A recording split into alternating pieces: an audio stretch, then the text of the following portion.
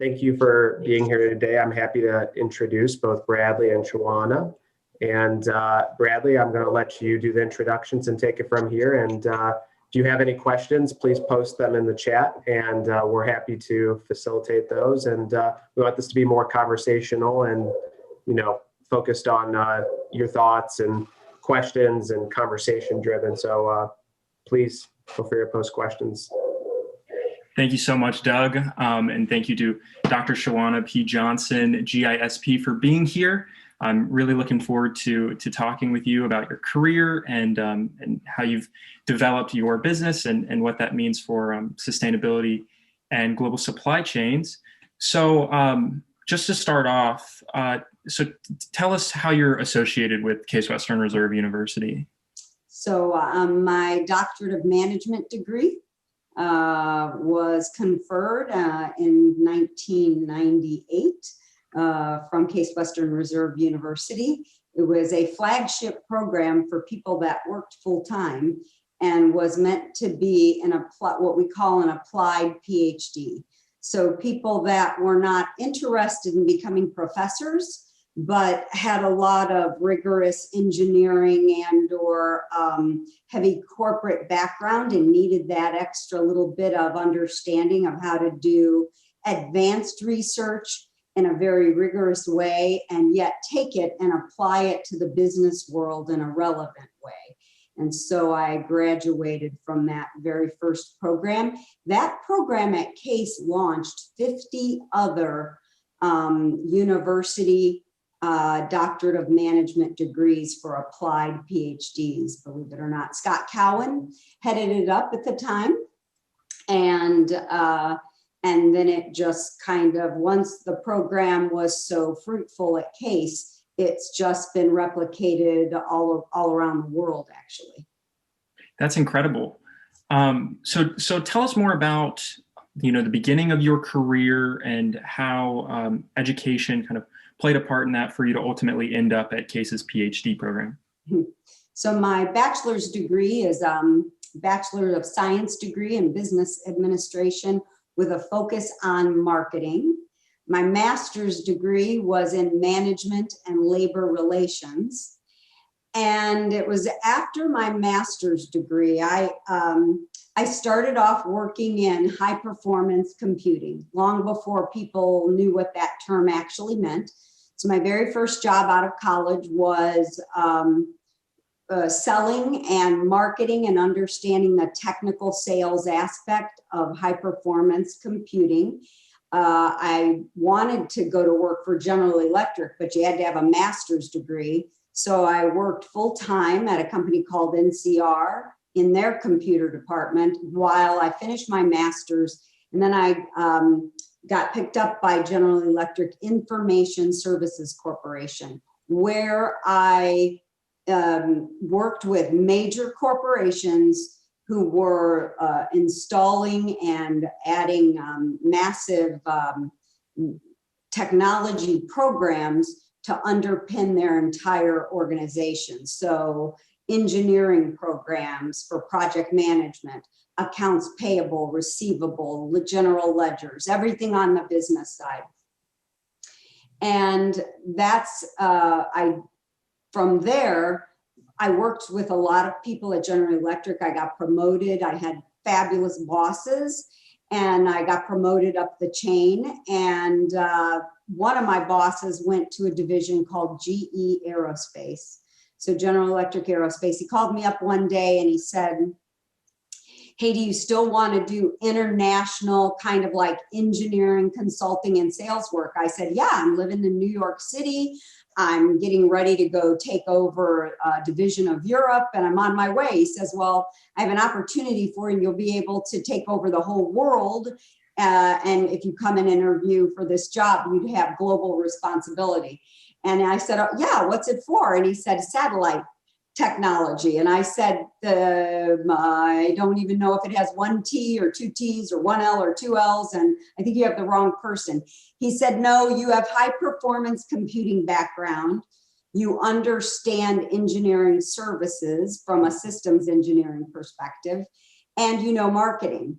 So I went to Washington, D.C., where the division was, and I went to part of the government offices. This was coming out of the government and it was moving into the commercial world.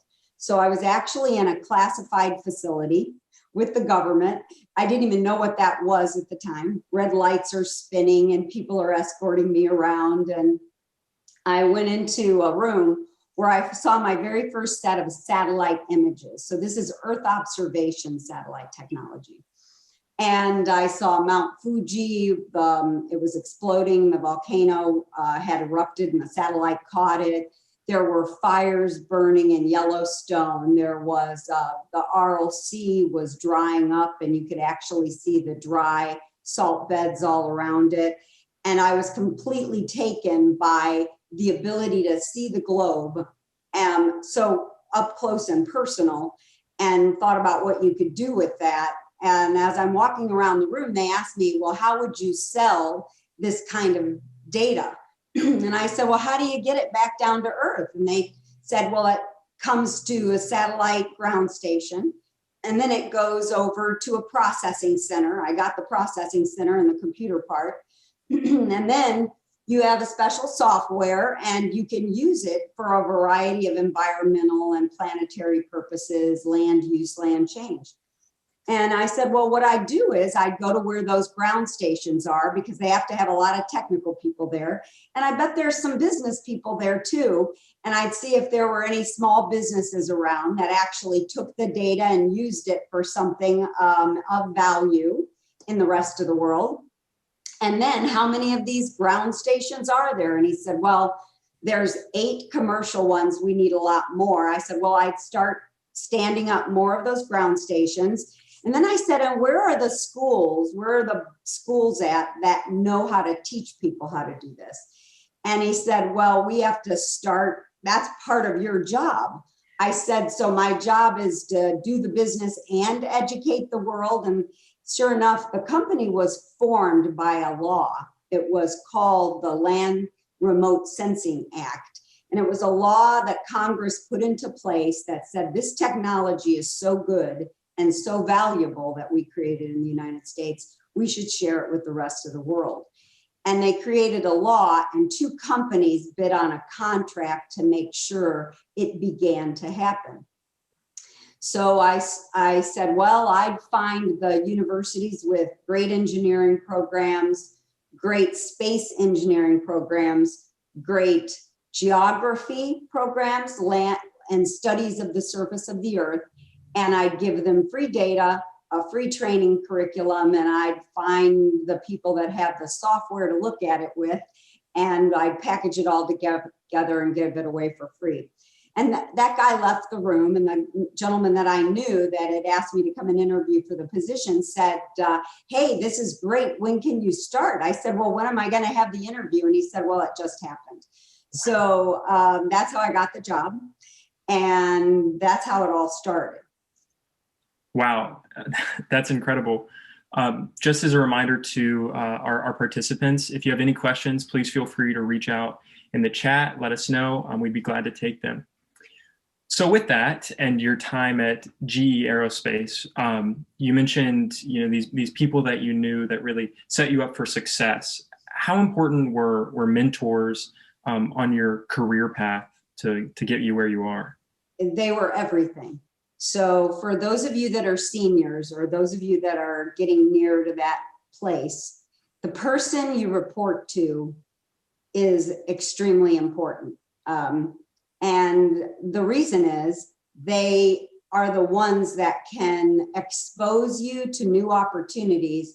And they're also the ones that praise you for a job well done and tell their bosses about you. So when you have a great manager, they open the doors for your success. And my best bosses and managers ever are still really good friends of mine, Tom Carlson and Dr. Stephen Cox.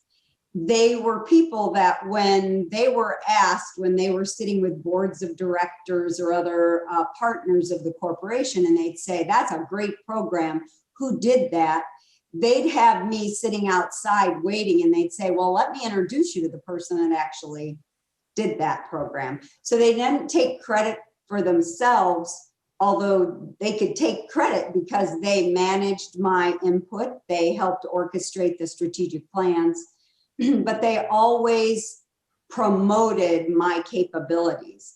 And you could have a boss that says okay things about you, but it's a very different situation when that person has you sitting outside waiting to actually enter a meeting and tell them how you put a program in place or how you developed it or how you did your research or your analytical work. Because there's an enormous amount of advanced analytics and market analytics that go into that industry as well. And into any industry, you've got to understand the engineering side and the marketing and analytics side as well. But bosses change the world for you. That management structure and the way they allow you to interact with other people, it matures your own ability to communicate, and it gives you confidence. So even when you're kind of afraid to go try something, if you know they have your back, you're more willing to be a little bit braver or experiment or do something a little out of the box. Of course. So you mentioned NCR and GE Information Systems and then GE Aerospace. What was it like working for large companies instead of the government or smaller companies? What were the benefits and what were the drawbacks of that? So I loved working for large companies. I'm a people person. So the more people, the better, and the more avenues of exposure and the type of people I can interact with, the better. So for me, the big part was not bad, right up until you have to have a document signed off on or a quick decision made. Quick decisions, you've really got to understand the bureaucracy of the organization you work in. So when people tell you you don't have to have, if anybody at school tells you don't have to have people skills, you absolutely have to have people skills, or at least fake it, because you've got to understand how to manage things and walk them through, especially in a large corporation. And GE Aerospace was bought and sold 7 times while I was there, and merged with other companies. So I actually worked in what was called a quasi-governmental commercial firm. GE Aerospace won this contract with the government. They were part of Hughes Aircraft, the Hughes Aircraft, the guy out in California. And they they had a joint venture, and the company was called the Earth Observation Satellite Company. And I kept my GE affiliation. So my paycheck said GE and my benefits were all General Electric, but I was really part of this joint venture company. And then over a period of 10 years, we were bought and sold 7 times. I had 7 different badges. So I went from being GE Aerospace to Martin Marietta to Lockheed Martin. Hughes Aircraft was sold to General Motors. So General Motors owned us at one point in time. General Motors then sold the division to Raytheon. Raytheon eventually gave it back to Hughes Aircraft, and then Lockheed Martin took over the whole thing, and they called the company Space Imaging. So in a period of 10 years, you never know what's going to happen when you're at a major corporation. Now, the government oversaw the whole program because, remember, I said this was a technology that was created by the government, and they decided to allow it to go commercial. And so they had oversight to make sure that the technology moved into the commercial world appropriately. And that's a lot of work. I mean, we had more engineers in the space industry. You're always engineer heavy, then advanced analytics, and then sales and marketing is usually a lesser number of people, because it's the engineers that understand how the systems work together. They're the ones who also, whether they're mechanical engineers, structural, civil, they keep the wheels on the bus, so to speak. So it's not unusual that I'd be sitting in a meeting with a double E and a PhD in astrophysics on the other side of me. That's how I ended up getting a PhD, because I worked with enormous amounts of doctors and advanced degreed individuals. And one guy that I worked with at NASA, he told me, I think you're really smart and you're really cute, and we all believe everything you say, but nobody's ever going to listen to you really, because you don't have a PhD. and I think at the time he told me this, he's not in this world any longer, but God bless him. He gave me great advice because he told the truth. He said, people like you, they think you're smart. You don't come in with the credentials that they want to see. And it was basically rigor. They wanted to know that I understood the rigor involved in an advanced degree, and I had workflow capability so that I was clear I understood engineering processes, but I hadn't gone through an advanced degree program like a PhD where I really applied rigorous research methodology to everything I did. So they all, my mentors were not only my bosses, but they were also my clients and other people in the industry. I'm a big on people mentoring each other and taking help wherever you can get it and being open to that.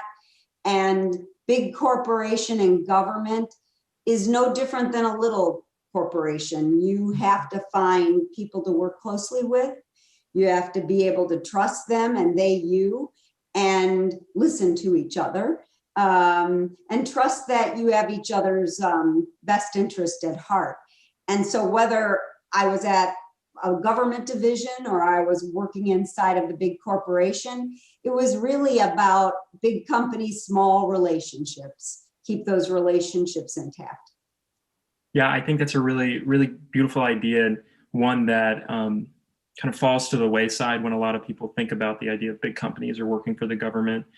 But being responsible and in tune with those people that surround you and are those mentors is so key to your career growth. So you mentioned this rigor that the PhD proved that you had. You found that rigor at Case Western. How did your career change after the PhD program?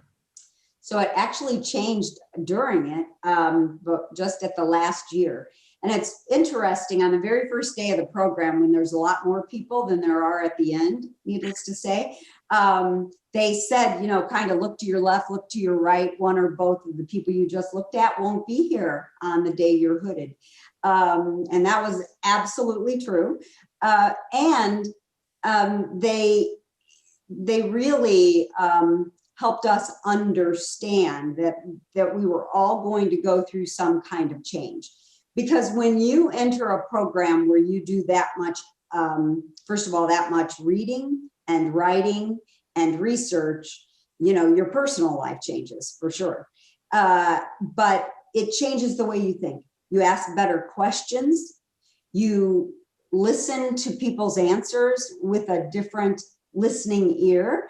I think you're much more perceptive as to what good quality data and information consists of. So it changes you. And during the program, and I thought for sure of all the people in the program, I was single, I traveled a lot for my career, other people were married, had kids.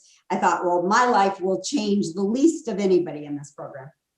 And lo and behold, in the second to the last year, so just before the graduation year, we had undergone one of our many mergers and acquisitions, and Lockheed Martin had decided they were not going to stay in the commercial satellite business, and they were only going to build big satellites for the government. And we're talking, they built big, what we call national overhead architecture, national technical means. satellites. And our satellite was a pretty sophisticated imaging satellite. Everyone today knows it as Landsat. And Landsat was about a $380 million to $500 million sensor, all in to build and launch the satellite. But they were going to focus on billion-dollar satellites only. And I was talking to my bosses, and one of them was serving part-time with the National Reconnaissance Office, and another one was actually from Raytheon, who came through Lockheed Martin. And I said, well, I think this is the wrong approach. I think small satellites are here to stay in the commercial world. And the next big thing is going to be, we're entering an age where the compute is smaller, the compute times are faster, the cost of compute is cheaper, and distributed analytics and multi-cloud disciplines are coming. And when that happens, small satellites, and I mean $5 million satellites or $10,000 satellite, will be the norm, because all of our engineering was moving to microprocessors. Everything was getting smaller. And they looked at me and they said, yeah, we think that's absolutely true.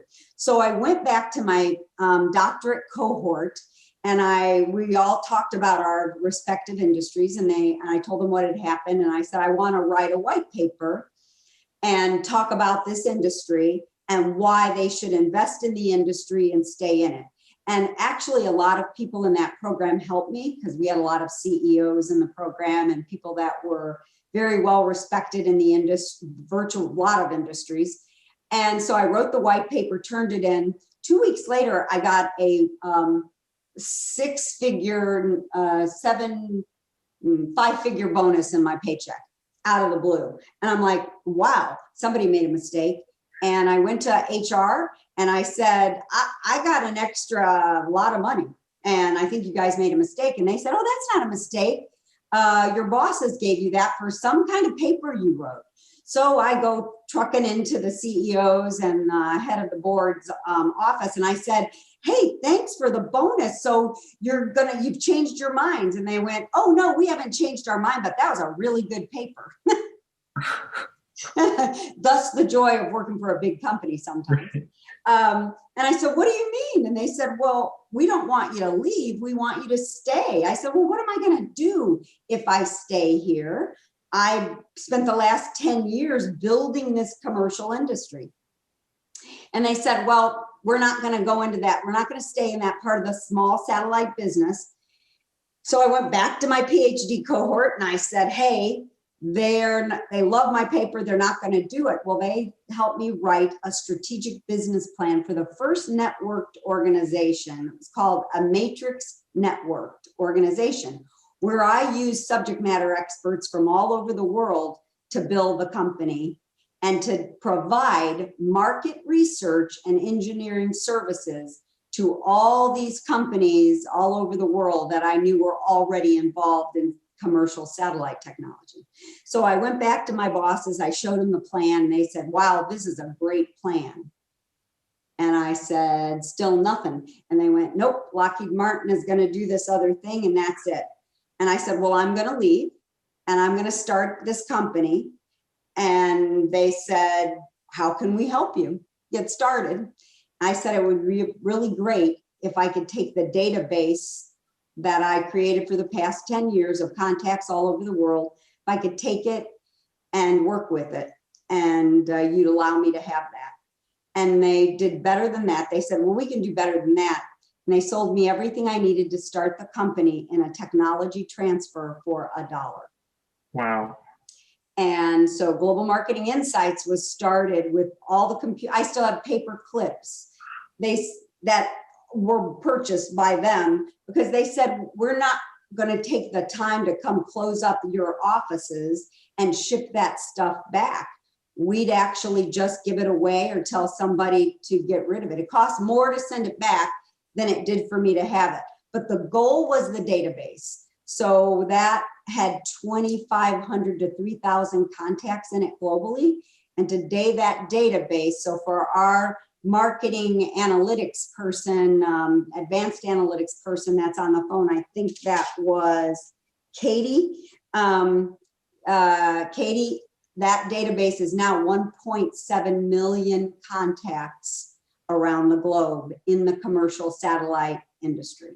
So you take care of your databases, you grow them, you exercise them, but that's how the company was started, through a technology transfer from, again, really good bosses who knew that the big company they worked for wasn't going to change, but they agreed with me. They agreed this big commercial thing was going to take off, but they helped me continue on my path.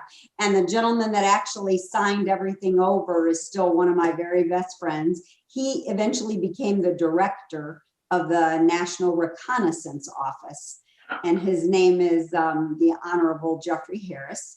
And another gentleman on the board of directors, his name was Jim Clapper. He became General James Clapper, and he was the head of the department, the Director of National Intelligence for the United States.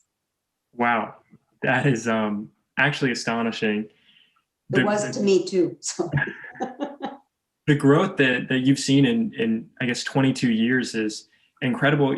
You have to, I mean, I personally have to stop and wonder, does Lockheed feel like they made a mistake? Are they like happy that you took it and ran with it? Yeah, no, they're still, they're just now getting into the small sat business. So, and I didn't build satellites, that was their business. I helped people stay on the right business plan that were getting into the business. So be very clear, I didn't go into competition with them. I helped people that were using smaller, faster microprocessing chips, using better material. I work with a lot of material science, physical science engineers, fluid dynamics engineers, because things were improving and becoming so much more cost effective that these small satellites could be built and utilized for a lot of different commercial purposes. And that's what we call the geospatial intelligence side of the equation. Right. I think that's the perfect segue to get into Global Marketing Insights, your geospatial company. So can you tell us a little bit more about GMI's business model and what exactly it is that your company does? Sure. So one of the things that I found immediately when I got out into the science world is scientists and engineers love their science and their engineer capabilities. They hate the business side of the equation. So our goal is always to help merge their capabilities with the business world. So we do three things only in commercial geospatial capabilities, though. We never step outside of the space and geospatial technology component of what we do. And we're highly focused on sustainability and supply chain. So when you think of what in the world creates big problems, well, global food insecurity, water insecurity, and energy insecurity. So that's where we live, and we provide three things to companies that are developing geospatial technologies or want to work with those companies. We do strategic planning, but it's a live, real-time, 2.5-day process, and then we live with them for a year, almost sometimes 2 years, especially if they're a small business. And we help them stand up their business, define their markets, go after their clients, help them get funding, additional funding, and help them actually find the right people to put it in the right places in their companies. Second thing we do are just sometimes marketing and sales services, but again, only for the geospatial industry. And the third thing is market research. So you can do a lot of different areas of science focus when you use Earth observation satellite technology. So you really have to decide and research what part of the market and the world do you want to work in, define your targeted client base so you know what your total addressable market is so you can go after it. So a lot of highly advanced analytics and market research analytics. You have to understand the engineering side of the market, the compute side of the market, and then the distribution side of the market as well. And you've got to know, where's that technology, where's it going to reside in the commercial world? Is it food insecurity? Is it sustainability, deforestation, climate change? So we focus on 3 business products on a very highly scientific mission for a very scientific industry. You mentioned your increase of contacts that you had from originally starting at Lockheed Martin. Are your customers, do they usually use your service just once and then they go off and become successful businesses that use satellite technology? Or do you have a pretty strong customer base that returns to your services repeatedly? Yeah, so I would say both.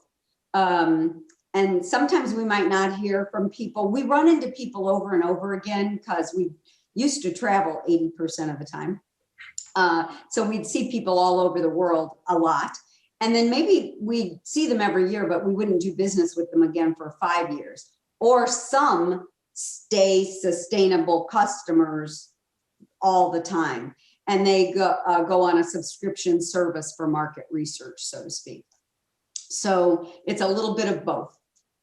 Yeah, I guess that's really interesting how when you're talking about geospatial technologies and information, large-scale projects usually take a lot of time to, I guess, gather these insights and be able to put them in a communicable and useful format. What does the average kind of length of a project look like for GMI? Most of the time, it's there's 2 kinds. They're the strategic planning, where we stay with them for a year to 2 years at a time. And then there's the market research. Most of the market research is a 2-month period, 3-month period, because it's highly customized. It's not just, it's using that database and saying, not only you can make $500 million by year 3, here are the companies, these are the names of the people you need to target, here's the kind of things you need to talk to them about. It's highly targeted. But it's like anything else, what we tell clients in the supply chain management companies. So think of your big industrial supply chain companies, Cargill, the Koch brothers, a Swiss Re Bank, they're a Bunge, Archer Daniel Midland, lots of these big companies, everyone in the oil and gas industry, Royal Dutch Shell, Exxon Mobil. These organizations have big supply chains.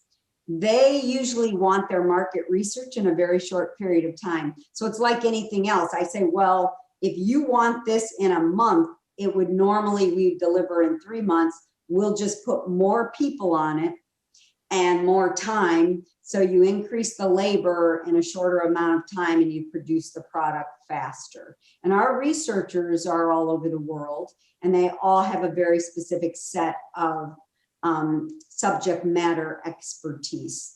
And that's who we draw on to complete research projects. But those big supply chain companies may want something in 10 days. They're also willing to pay 10 times the price for that. Yeah, with that sort of time frame analysis, COVID-19 is obviously like a hot topic for everybody right now. Was there a higher demand for information once COVID-19 hit for these global supply chain companies? Yes, absolutely. One of our clients is called Descartes Labs, named after the mathematician Descartes and philosopher, actually. So Descartes Labs, they were a spinoff out of, this company was a spinoff out of Los Alamos National Laboratories in New Mexico.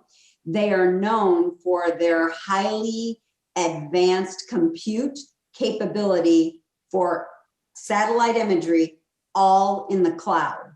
Wow. They do not own one hardware piece in their entire company. They built everything on virtual parallel processing cores in the cloud. Like they spun 50,000 cores up. They run the entire globe. They have a living planet with a lot of different satellite capabilities on it globally, and multiple kinds of satellite data, synthetic aperture radar versus multispectral Earth observation data. And because they have the globe always updated, they took mobility index data that showed how, and this is anonymized data. This is not the kind of cell phone data where I could track your cell phone and see you pinging and moving. This is what's called regional anonymized data. And that's the only kind you can really utilize because of Privacy Information Act. But you can look at that data and you could see all of a sudden there aren't as many cell phones in Manhattan. And where are the cell phone signals now coalescing? So they did a county by county mobility index that they laid on top of the geospatial data, and every state, every county, people were standing up special contract offices and they were featured above the fold on the top half. So for my marketing person, I think that's you again, Katie, for above the fold in the Wall Street Journal, they got the top of the fold in the Wall Street Journal about their mobility index. You can't imagine what happened after that. So their phones and their LinkedIn and email went berserk, and people wanted that data with their global capability. So everyone in supply chain, they wanted to know not what was happening in Nebraska where the corn was moving to a grain silo. They wanted to know what is happening to the trucks or my ships outside of Italy.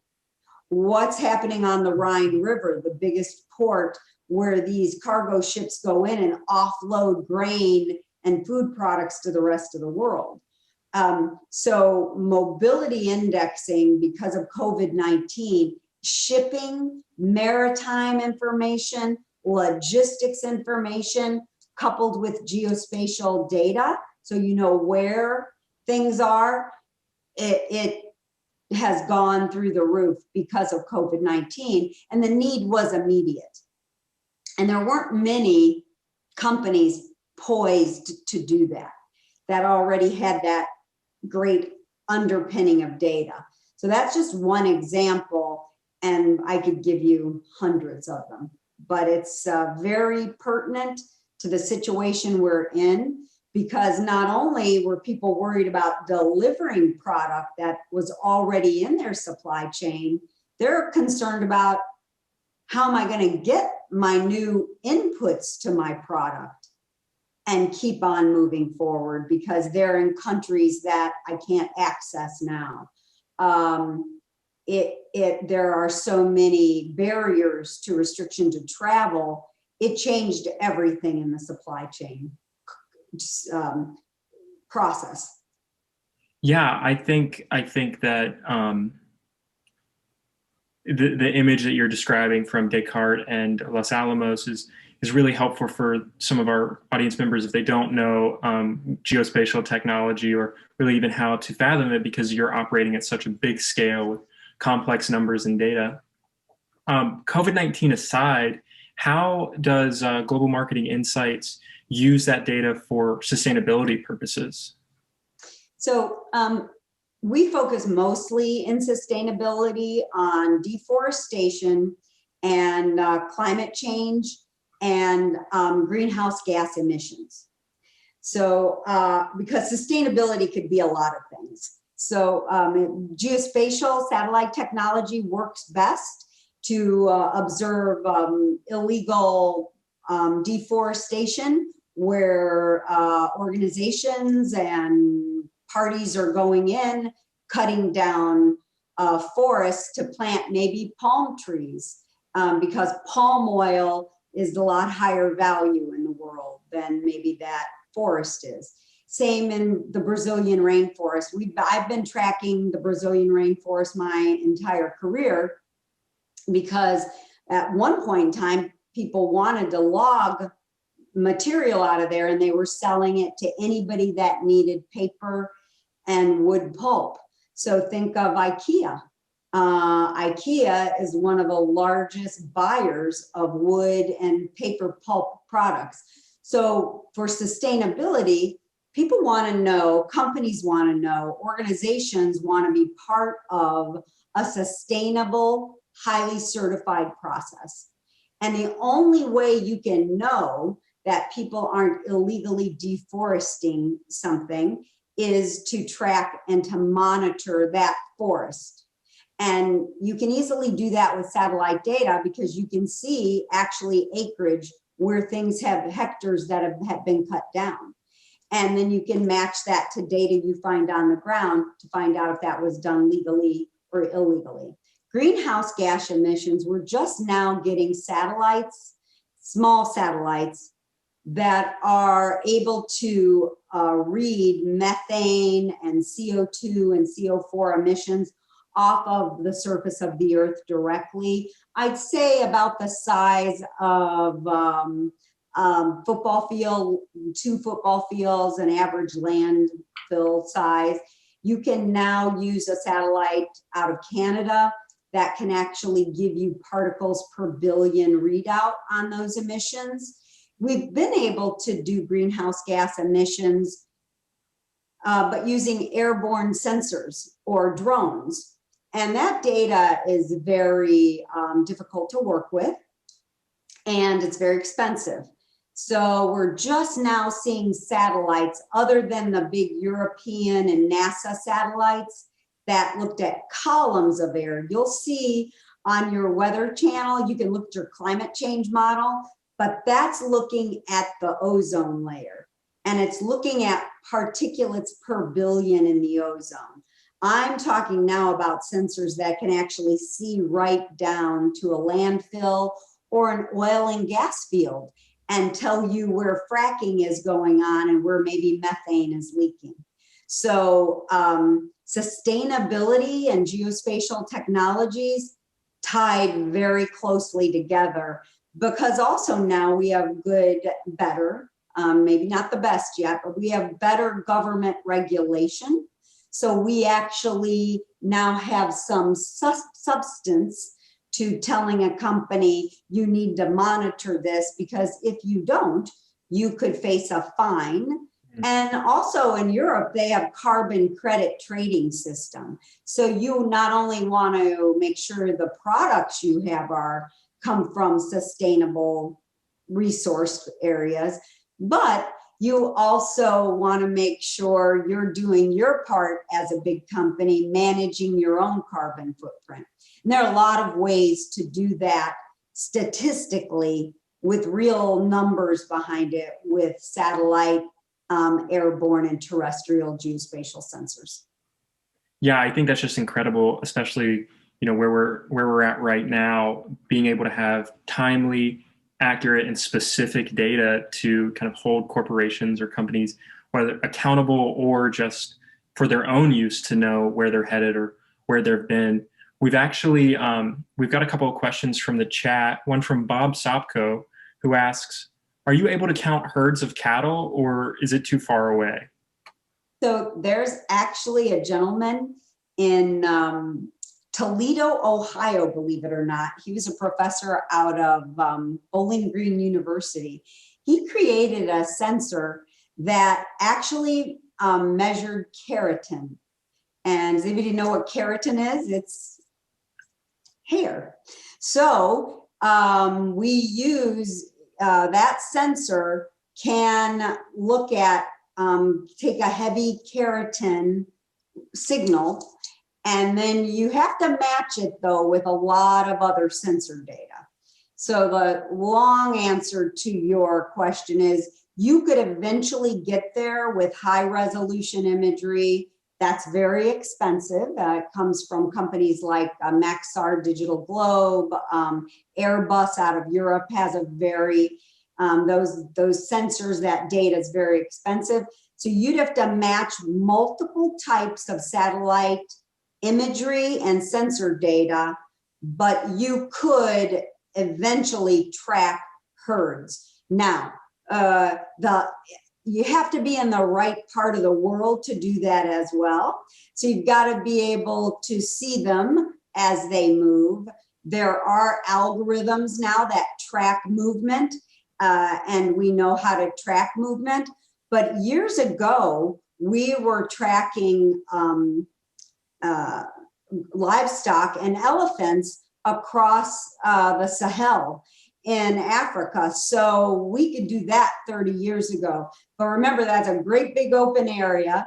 We didn't have to worry about them scurrying in and out of forested lands. And they left a track in the sand that was really what we were monitoring. The resolution wasn't good enough to see them, but now you can find indicators, and you use those indicators to get you to a point that then you use better resolution data to see what it is you want to see.